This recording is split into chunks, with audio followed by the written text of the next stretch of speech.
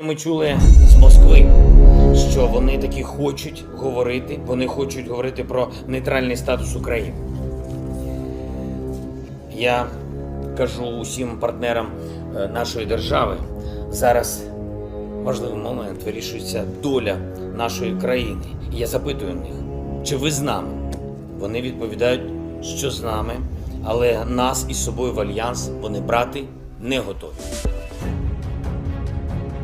Ketika Rusia menggerakkan pasukannya dalam 1 bulan mengelilingi Ukraina dari sisi timur Ukraina, dari sisi selatan Ukraina, dan dari sisi Belarusia, tidak ada satupun negara dunia bisa bergerak membantu Ukraina. Hebatnya lagi, pengamat militer pertahanan negeri Wakanda, tidak ada satupun yang mengatakan secara nasional apa yang akan terjadi jika Rusia menyerang Ukraina. Bahkan mengamatinya pun tidak. Bahkan sampai saat ini memberi tanggapan pun tidak. Maka, sebagai Presiden Republik Sontoloyo, Bosman lah yang mencoba mengingatkan warganya walau hanya komunitas kecil.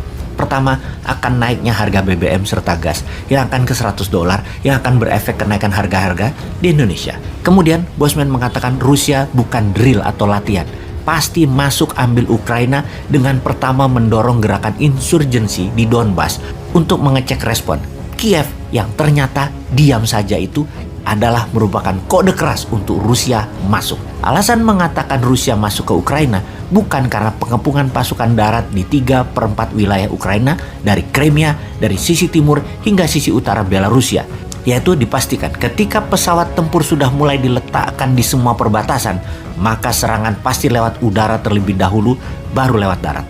Baik melalui parasut udara maupun tank dari darat. Begitu jet tempur Sukhoi dan alat transport Antonov masuk di hari-hari akhir kemarin, confirm pasti Rusia serbu Ukraina. Inilah yang disayangkan dalam pemerintahan sekarang yang sama sekali tidak mendidik rakyatnya akan apa yang akan terjadi di dunia sana. Baik pernyataan intelijen, apa kemungkinan terjadi dan tindakan antisipatif buat bangsa dan negara, kemudian pernyataan politik seperti mendukung Rusia kah, anti Rusia kah, yang akhirnya ya Bosman juga yang mengatakan keberatan dan menentang aksi invasi Rusia ke Ukraina atas nama kehormatan warga sipil, hak asasi manusia, dan kebebasan demokrasi. Kita tunggu presiden yang dipercaya 70% populasi katanya untuk memberikan pernyataan resmi di TV nasional akan keberpihakannya kepada siapa dalam perang Ukraina ini. Masa kalah sama Bosman sih? Walau Newmind menentang, namun kita harus akui apa yang Putin lakukan itu jenius. Eropa Barat flat-footed atau kakinya dibelenggu, tidak bisa bergerak dengan ancaman gas Nord Stream 1 bisa dimatikan oleh Rusia. NATO tidak bisa jalan darat karena Belarusia dibuat konflik dengan Polandia. Turki yang NATO namun berhutang dengan Putin juga memilih diam.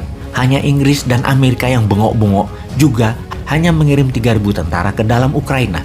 Hanya personel, tidak didukung armor dan peralatan pendukung tempur lainnya seperti tank, jet fighter, peluncur roket pun hanya sebatas RPG, personal armor.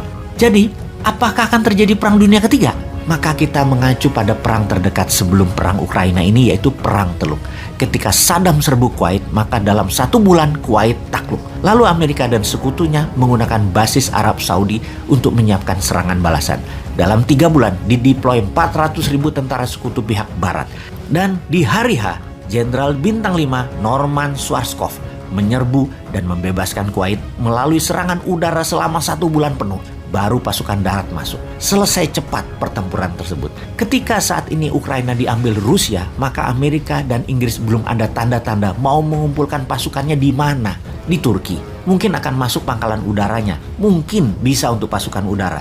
Namun pasukan darat masuk dari mana ke Ukraina? Pasukan laut tidak bisa masuk lewat Laut Hitam. Lewat Polandia.